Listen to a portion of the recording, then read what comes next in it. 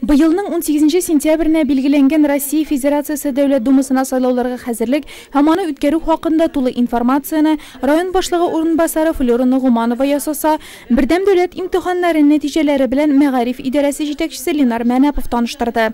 В 2015-2016 учебном году образовательными организациями района и отделом образования проделана большая работа по подготовке выпускников к ЕГЭ. В течение учебного года проводились неоднократные пробные ЕГЭ по обязательным и выборным предметам на школьном и районном уровне. 226 укучы быел имтиханны шулкадәр укучы тапшырган. Шуларның 53-се 80-нән артык балл җыйган. Киекле шәһәрнең 2 һәм 9-нчы, Урта Камышлы, Яңа Йыглай мәктәпләре уртача район күрсәткечләреннән югарырак нәтиҗә күрсәтсә, Чулпан мәктәбе аутсайдерлар исемлеген башлаучылардан. Прежде всего кадровый вопрос, это все слабый, низкий уровень подготовки учителей. Цифры сами говорят за себя. Если в других школах есть какие-то изменения, у вас незначительные вообще. Шунда ук салымнары буенча бюджетка әҗәтләре булган предприятиеләр исемнәре аталды. Җитәкчеләргә яңа банкноталарда Казан символлары өчен тавыш бирү барышын тизләтү кирәклеге искә төшерелде.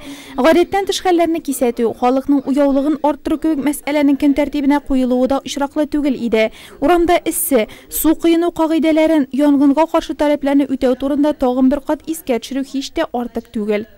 Основными причинами гибели людей на воде являются купание в состоянии алкогольного опьянения, а также необорудованных для этого местах. За период с января 2016 года по сегодняшний день произошло 2 происшествия на водных объектах Нурлатского муниципального района, в результате которого 2 человека погибнут.